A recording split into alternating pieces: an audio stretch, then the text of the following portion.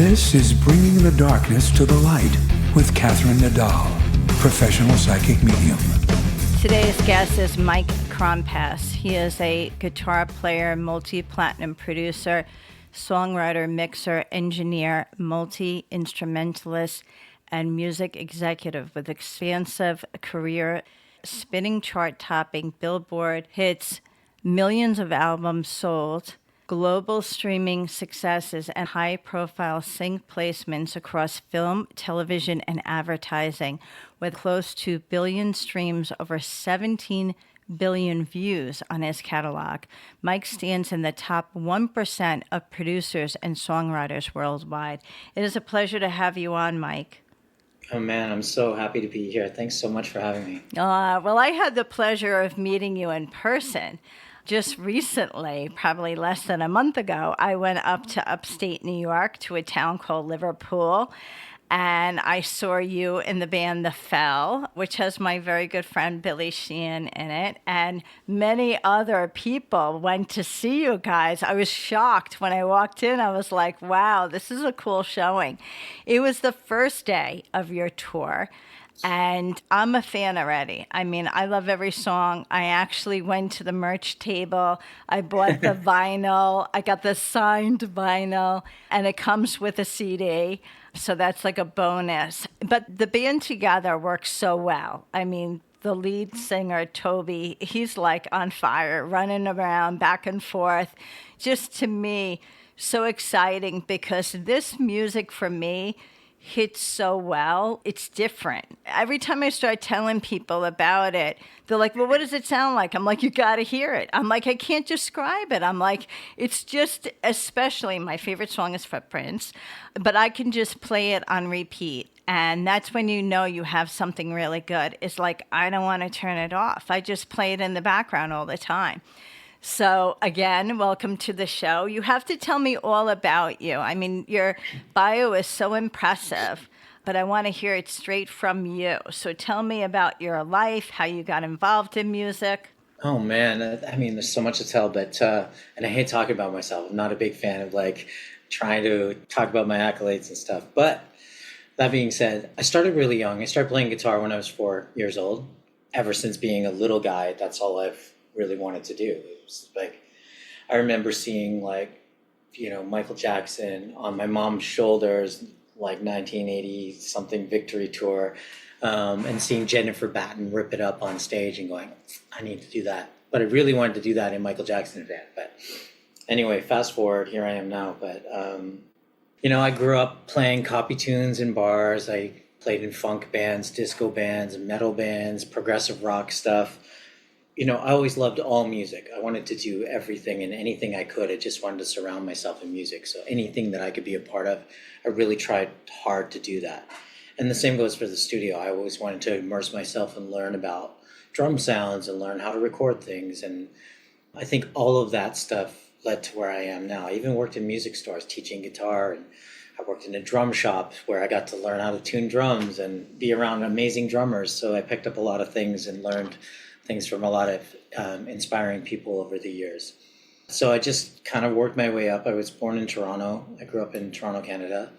At a very young age, I moved to Los Angeles, and I tried to pursue my rock star dreams of, moving to LA and being a big rock star. And that didn't really work out the way that I wanted it to. But when I got to LA, I started doing a lot of film and TV and writing, production stuff. And then I moved on to producing records, and I produced and wrote songs for a lot of American Idols and pop stars and different, country stuff, rock stuff, everything. I tried to just not be a one-trick guy and tried to do something with every style and every genre. And because I love all styles too, I never wanted to just limit myself to that one thing. And I just played with whoever I could. I wrote songs with whoever I could. I've immersed myself in every little aspect of the music business to try to make things better for myself.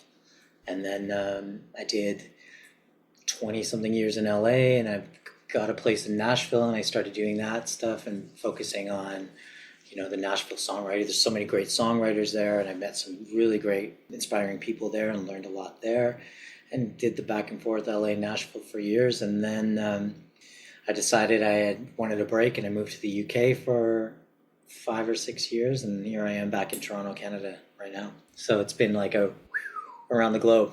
So interesting. I know. I want to start out when you just said that you started playing when you were 4. It sounds like your parents were, very supportive of you, bringing you to a concert at young ages. Were they musical? Some musicians find the music in the family. Some others they're the only ones. So what is that for you? My nana, she was musical. She used to sing for the troops, and so I probably picked up some DNA there. But my mom wasn't really musical. My real father, who passed away, always wanted to play guitar. He wasn't a musician, but he had the passion. My mom remarried, and then my stepdad, who I call my dad now, he wasn't musical either. He was an accountant. So both my parents were accountants and bookkeepers, and then my parents got divorced. She ended up being with someone who was a drummer, who was a massive influence on me. That's kind of where I really immersed myself in learning drums and learning music. And his best friend was a guitar player who ended up years later marrying my mother. So it's a crazy story, and I learned so much from him. So his name was Al, who was a really great guitar teacher and taught me, most of what I know now just by being around music. Even though I'm primarily a guitar player, I play drums too. And I did play on the Fell album, and most of the records I produce, I do play drums on. But I kind of developed my guitar style from learning drums and from rhythmic aspects. You'll hear a lot of my guitar playing is very percussive, and I think it comes from the drum influence a lot. Very similar to Billy Sheehan. He talks a lot about that he's very connected with drummers when he plays in a band, that he collaborates with the drummer in the band the way he plays. He spoke about it in his interview with me. You're saying very similar. So you must get along really well with him and the band The Fell, because it sounds like the two of you are on the same page with that. Yeah, and I think, that's the drums are the foundation of anything, especially in rock music. Like having that solid, backline is really, really important. And I think that gives you the feeling and makes you dig in and all of those kind of things. So I'm super influenced by drummers. And come on, drums sound amazing anyway. The louder the drums are, the better I play. That's for sure. Yes, I want to ask you, since you were young before you went to LA, what were the bands that you really followed that really lit a fire under you that you thought, okay, I could totally see myself doing something like that? I mean, it's so all over the map. It's everything from like funk and R&B stuff to P-Funk to Earth, Wind and Fire to hair metal. I loved Extreme. I loved Mr. Big. I loved George Lynch and Dokken and Dio and all of that. I even like Poison and hair bands and the Beatles. Michael Jackson is a big influence. Prince was a big influence. Stevie Wonder is one of my biggest influences. So I think I'm a melting pot stylistically from all of those kind of things. And, my parents were their listening tastes were pretty diverse. My dad was like, stoner rock and Black Sabbath, and my mom was Beatles and disco. So I got to listen to a lot of variety growing up. And I think I absorbed all that. All sides of music. Very cool. When you went to LA, it's kind of interesting because we have so many people that listen to the show. When you got there, what did you really expect it to be like? Did you think you were going to get an easy break, or did you really feel like, because a lot of times people look at LA like, that's the destination. Is there any advice? I know you did it probably more than 20 years ago, but it's still on the horizon for a lot of young musicians.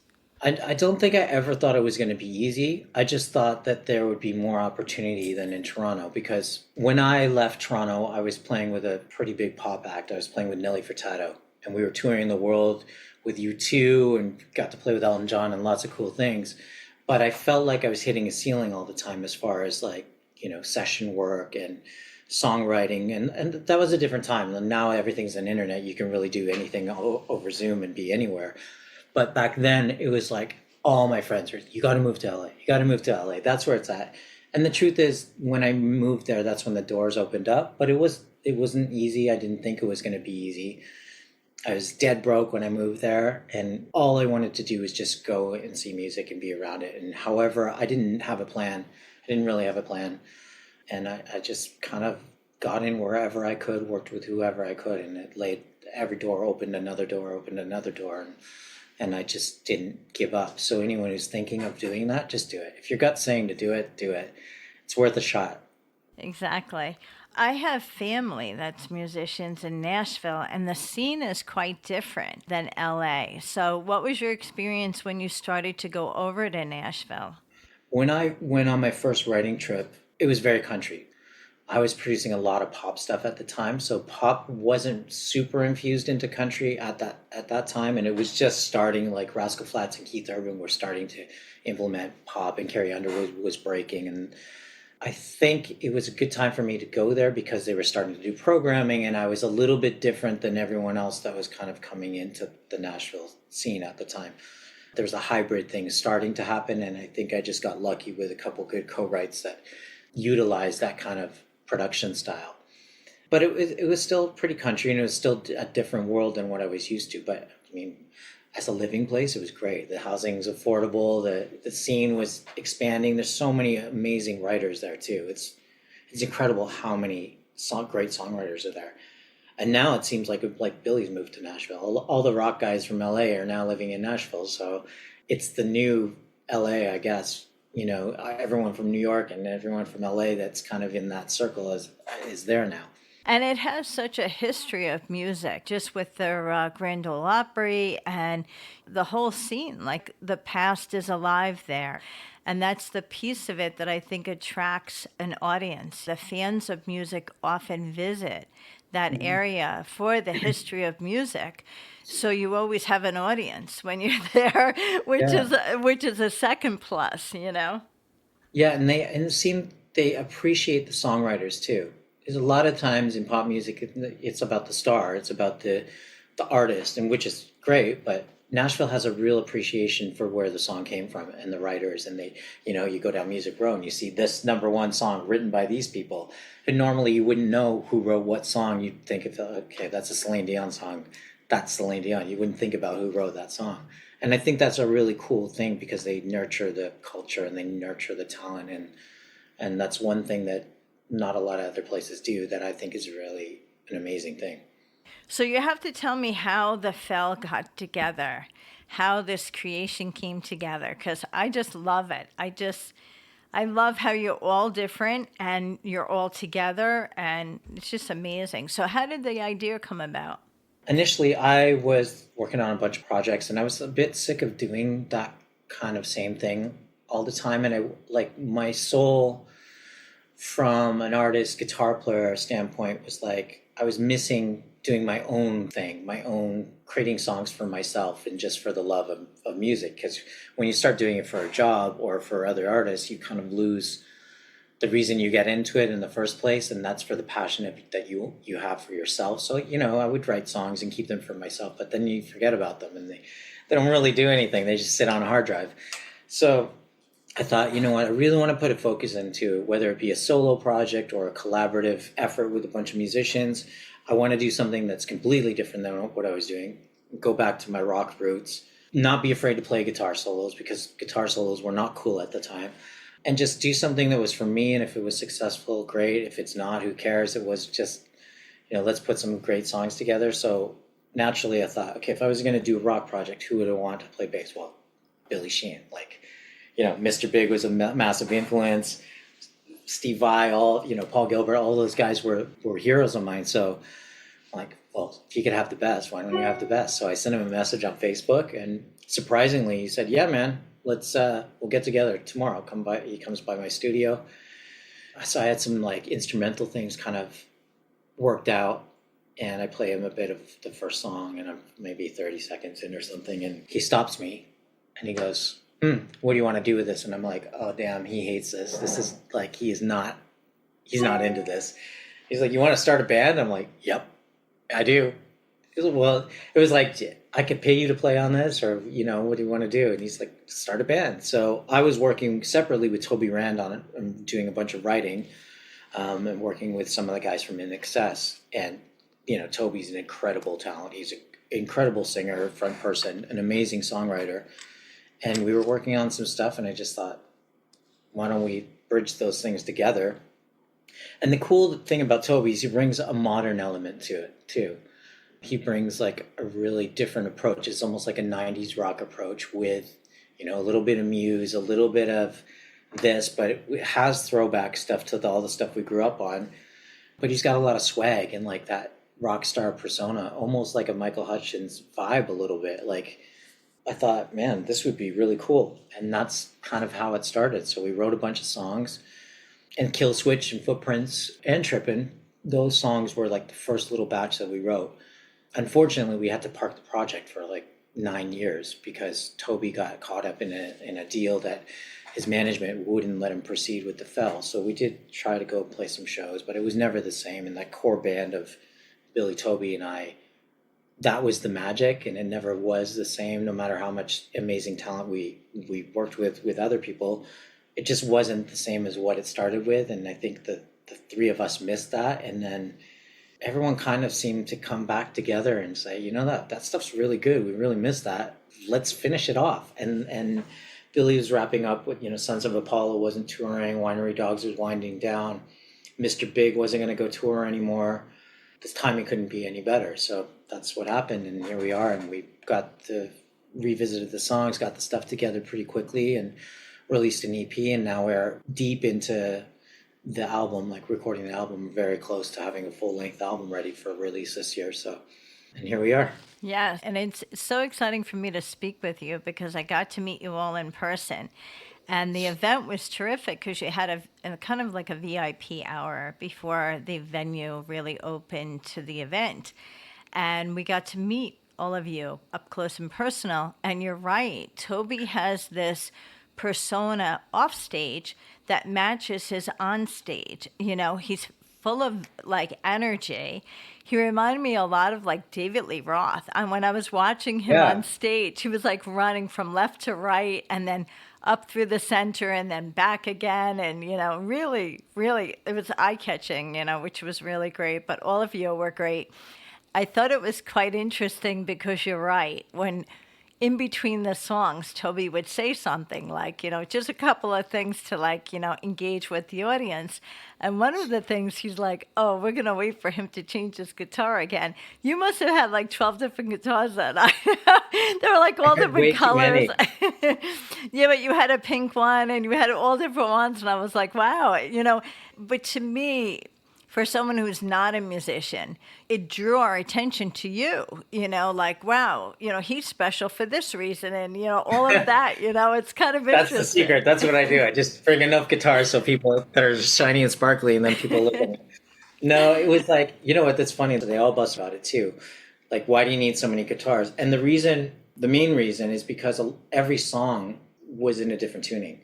So we didn't have a lot of pre-production times, like to, use pitch down pedals and things like that. So it was just easier to grab the guitars and then just leave them in those tunings and then have it redundant in them. So, next time I won't go out with as many, but they were all like, Billy went with one bass. And he's incredible because he had learned everything in that one tuning and relearned a lot of things that would be very difficult in some of those tunings. I wouldn't have the patience for that. Like, what he did was really crazy cool. But no, I couldn't scale it down to one instrument, unfortunately. Wow. Well, I really loved it. And so tell me about Footprints, because we're going to discuss Footprints, how the song came about, how it makes you feel, and then we're going to play it for the audience. So Footprints was one of the very first songs. I'm not sure that it was the first with Toby, but one of the very early songs. And we wanted to have like a mainstream radio kind of song and have a big hook. It came out really fast. The chorus, I think, was written first. And then we wrote the verse around it. And the cool thing about that song, it was the first single that we ever released way back.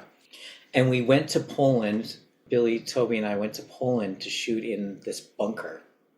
So if you look at the video, we actually took the original old video and synced it to the new version of the song. And we took clips from that and some clips from the Kill Switch video and put them together to release a new video. But there's shots that we did in this World War II biohazard Polish bunker that was like, we got there were armed guards. It was pretty scary and it was freezing. And that's kind of the cool story about that song is we were able to keep the really original things that we came out with back then in the original video. The video is super unique in the fact that that's a real bunker. That's not staged. It's not a film set. It was like scary. There was like biohazard things everywhere. And So how does the video fit the lyrics? that's a good question. I don't think it does really. The director guy wanted to throw a bunch of girls dancing around in it, and we kind of just, it was one of those things where we let him go with it, and it wasn't exactly what we wanted to do, but we just, we're on this tight budget, we're going to go with this, and we made it work. But I don't know that it really, he had this thing that he wanted to do something with, like, make it like the Shallow Hal Nurses or whatever, and like these creepy women chasing us, and it didn't really translate that way. So when you watch the video, you're like, oh, maybe that's it, but there's not really a straight storyline in it. And we switched it with a lot of performance shots to get away from kind of like that cliche rock band girls in the video, Motley Crue style, which I love, but it's not really a now thing. I get it. Wow. Well, it's one of my favorite songs on your new EP. So we're going to play Footprints now.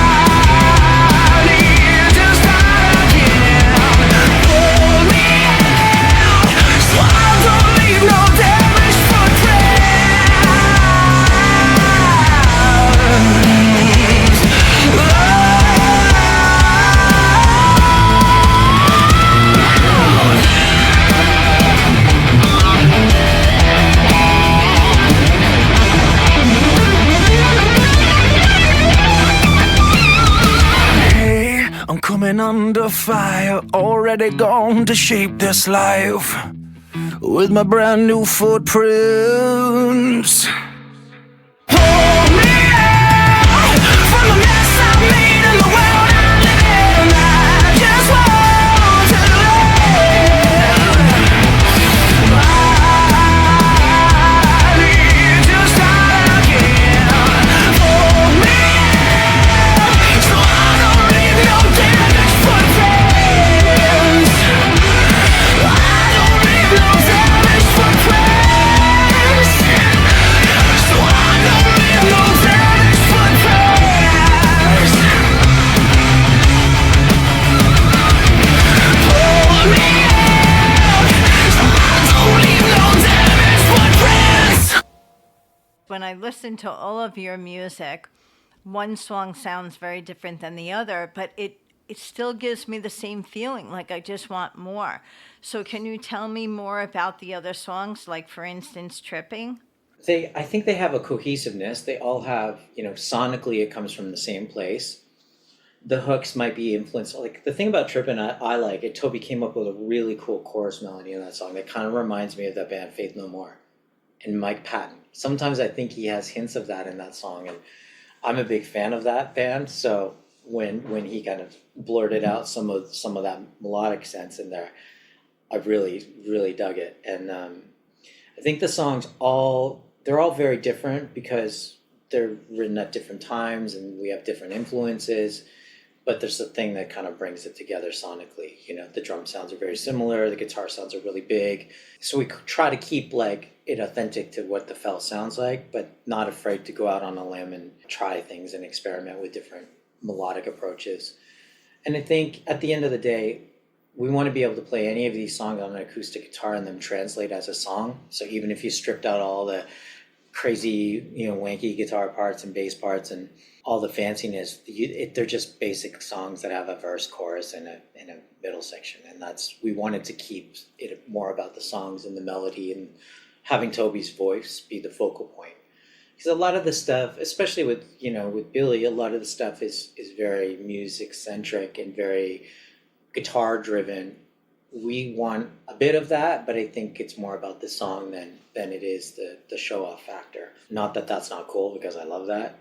And sometimes I try to sneak it in as much as I can and get away with, but... Very good. Wow. So we are going to play Trippin' now.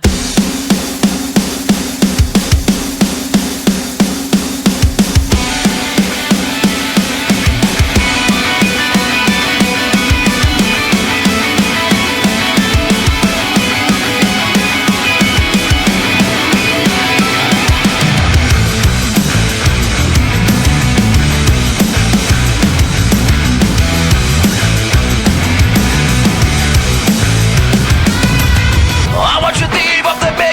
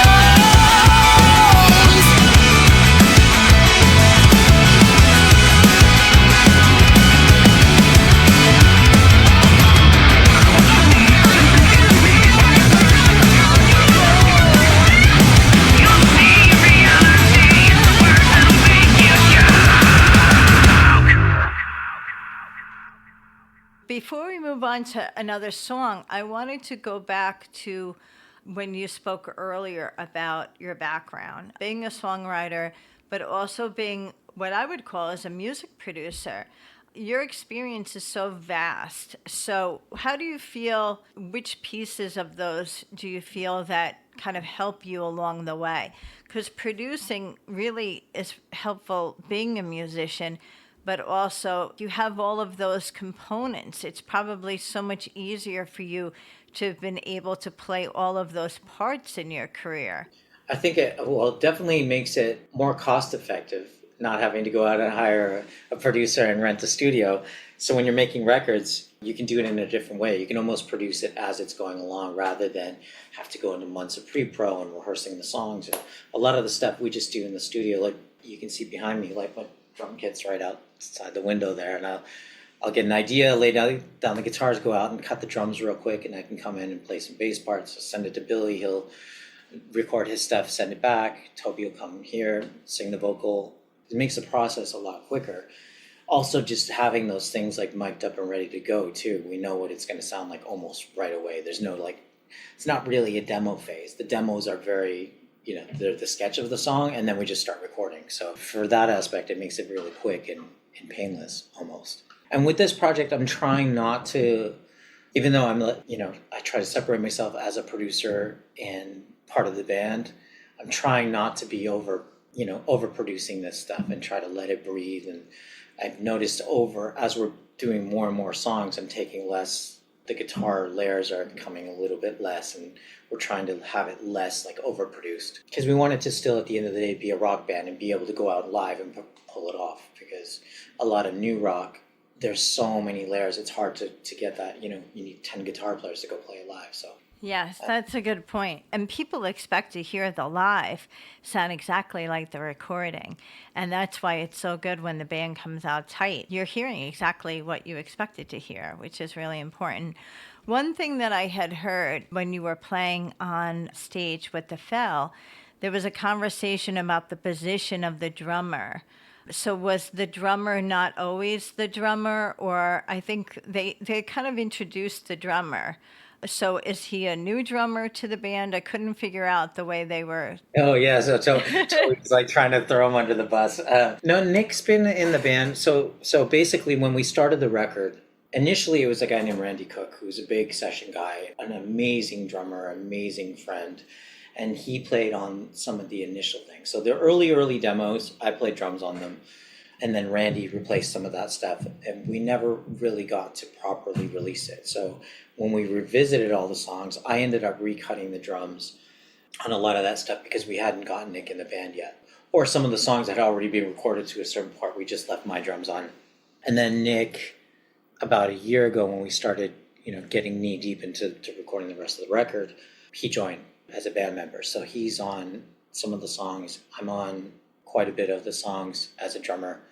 So yeah, he is the newest addition, but he's very much a part of the band now. And He too. and he's an incredible drummer. He's one of my favorite drummers, and he's an incredible guy and just a good person to hang with and be around. And He's also Canadian, is that correct? he is. Wow, He is. so you have 3 of you that are Canadian in the band, except for Billy, is that correct? Just 2. So the keyboard 2. player is a hired guy. So it's half and half. So really, of the band members, Billy's from the U.S. Toby's actually Australian. He doesn't count at all. Toby's Australian, I'm Canadian, and Nick's Canadian.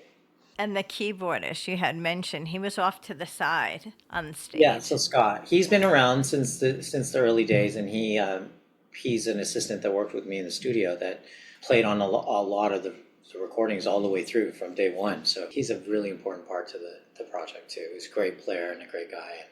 Yeah, it's so neat. I am so glad that I saw you live. It really changes the experience for me now. I don't know if fans have ever said that, but sometimes when you just hear music and then you see the band play live, sometimes it stays the same, but with the Fell, it made it better to see the live performance. So tell me about the tour schedule. What is the plan for the Fell? I mean, we'd love to be doing everything. So we just picked up a really great agent overseas. We're going to do a bunch of festival dates and some club shows overseas starting in November. We really want to get some North American dates. This first run, the one that you saw, that was our like first show. That was kind of like the warm-up run. Test the waters, see how the songs go over, kind of, we didn't expect we're gonna sell out venues. Like, not a lot of people know about the band yet. We need to get the word out there and do shows, and we want people to kind of pay attention and start getting the numbers up, because these days it's a numbers game, and if you're not selling enough units or you're not getting enough streams, agents don't want to touch you. So this was a good test for us to kind of see how we're going to start it off, what we're going to make better, how we're going to get things out there, and that's kind of, now we have an idea of what we want to do. But really, we all want to put our focus into this project and make sure that it does well, and at least busy. We all love to play. Billy says something like, "It's live to play and play to live." He says something I've heard him say it a million times, but it's true. Like, we all have that passion and fire. This is a project we all truly believe in, and we really want to do something with. And not everyone has to love it, but we do. So Yes, well, I love it, and I will help promote you the best I can, because I am probably your new number one fan. We're going to roll out with the song Kill Switch, but before we do that, I want to hear about the song. Tell me about how that song, that one to me really sounds so completely different than Footprints, which is my favorite. So it's kind of interesting when you play it. You're like, oh, there it is again, So tell me about that one. I think the whole thing started off with this really cool bass riff. The whole thing was written around this bass riff that drives the verses. Same as Footprints, we wanted to have a very, it's almost like a 90s throwback kind of melody. It's like a bit alternative rock, but then in the middle section, it goes to like something that a band like Mr. Big would do. Like there's unison guitar bass lines, some cool arpeggio, fun guitar things, and it has those elements of throwback that we wanted to have it in there. And then the choruses are it's just hard rock. It's just really fun rock. And there was never, we didn't try to do anything. It was just like whatever came out, and that's what it ended up being, kind of thing. It's a little bit more complex than Footprints, because we have the middle section and we get to like do some guitar wank a little bit, and it's a bit self-indulgent and fun. But it's still, form-wise, we try to keep a little bit of pop sensibilities in there. Yes, I love that. Personally, just for you, outside of the Fell, do you have items on your bucket list still that you would look at in your music career and say, I really hope I get to do this, or I really want to do this in the future? What does that look for you as a solo?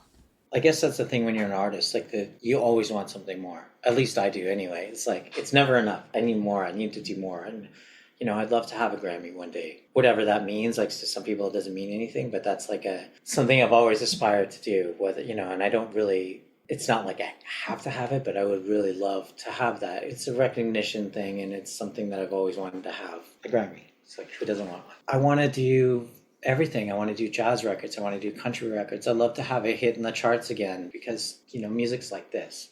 You can have really highs and really low lows, and you want to try to stay relevant. And you want to try to stay on top and have success that lasts a long time. And it's really hard to do that, because there's always someone younger, better, new artists coming out every day. But I want to try to keep that freshness and try to stay on top of things. And then my wife and I, we own a record label. So our focus a lot is on that. We represent one of the biggest sync catalogs in the world with extreme music. So we have like Snoop Dogg and Hans Zimmer, and we license all of that exclusively for Canada. And then with that, we have a reciprocal deal where we sign artists to our label and then distribute it out for film and TV around the world, and retain our commercial rights, which we distribute through Sony Music. So that's a big focus for me. It's like, really, sometimes I want to step back from just like, chasing productions, create music that I want to create with people I want to create it with, and then put some focus into our label and really make that a success. Yes, in your bio, it says that you're the CEO of Noise Nation X, Noise Nation Records, and BCMG Recordings. Yep. So that's our company. So BCMG is the parent company. And then we have, we do distribution for artists, producers, labels. Under that, we have Noise Nation Records. And we have like some legacy bands like Honeymoon Suite. It's a Canadian rock band they're on our label. And that's one of the records I produced we did 2 of their albums over the last few years. So that's like a passion, fun project that I got to do with those guys. And then we have pop acts, we have rock acts, we have a lot of different things that we put out on that. And then Noise Nation X is our sync. So that's where Noise Nation X is where we represent the entire Extreme Music Sony ATV production music library. And that's the stuff like our clients are like Netflix and Disney, and we do video games and feature films and commercials and TV. And that's where we license music from the Extreme catalog, which is a very successful catalog with some really unbelievable artists.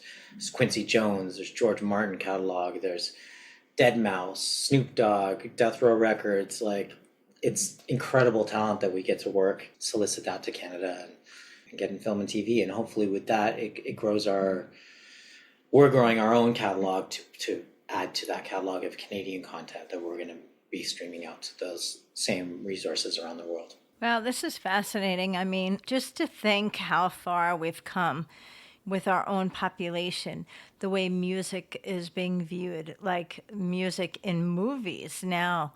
There's so much accessibility to it with a company like yours, you know? That's the thing. Music is available everywhere. I guess the challenge is making it like, someone said this to me, and I'm paraphrasing it, but someone once said to me, music's like water. Water is free. You can find it anywhere. But if you package it right and it's in the nice Voss bottle and it's all fancy, people are willing to pay $10, $20 for a bottle of water. So I think it's finding a way to get that music out there that has its own footprint and that has its own marketability factor, whether that's with the artist, whether that's a non-traditional way to market that song, whether it's through a video game or whether it's through place in a motion picture or something that gives it legs that are beyond the traditional streaming and radio thing. Because it's very hard as an artist to just get songs out there on the radio these days. There's so much content out there. And then if you are successful enough to get songs out there, to get it to place and to get regular rotation and all those things, and to come to the top of a Spotify playlist up against OneRepublic or whoever's at the top of the charts is very difficult these days. So you got to do something that's outside the box. And I think film and TV give it a good springboard to kind of get heard on a bigger level. You make such good points with that, because I may be dating myself, but it just proves that when someone hears a song that was tied to a movie, they don't just think of the song, they think of the movie. A perfect example is like Survivor with Eye of the Tiger, Totally. With Rocky. I mean, literally that song went booming, the movie was booming, and even now, many years later, I could still see the video of Rocky Balboa running on the beach, right? That was like an iconic scene with him running on the beach. So that's so important. I wanted to give you the opportunity to plug any social media, any websites, because we want everyone to be able to visit you and to find all of the things that you're doing. The Film Music is our Instagram handle, The Film Music, and I think we're the same on Facebook. For myself, you can go at Mike K Hits, MikeKehitz is my Instagram, and it's Mike Krompass, I think, or Mike K Music on Facebook. And then, you can find us noisenationx.com, noisenationrecords.com. Those are websites you can send us a message. And if you're an artist that has music to send it over. We'll listen to it too. That is so great. Wow. It has been a pleasure. And I hope to see more of you in the future and hear more from the Fell and from your own personal work. We are going to roll out with The Kill Switch by the Fell. Thank you again, Mike K. It's been a pleasure. Thanks a million. Thanks so much.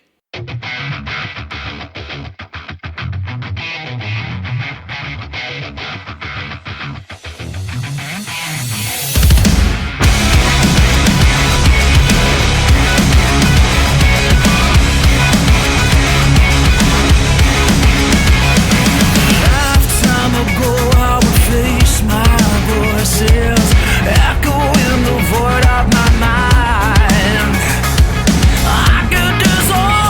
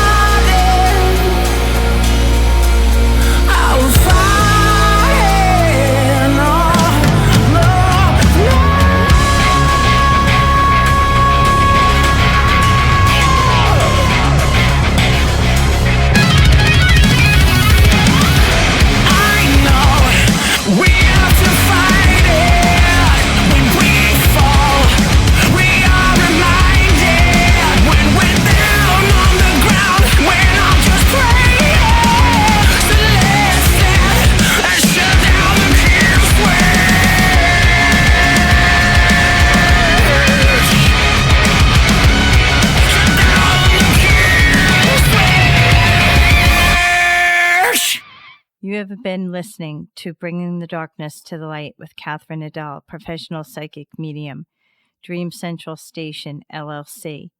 My audio editor is Al Hemberger at the Loft Recording Studios in Bronxville, New York. This is WNEW 102.7 FM radio.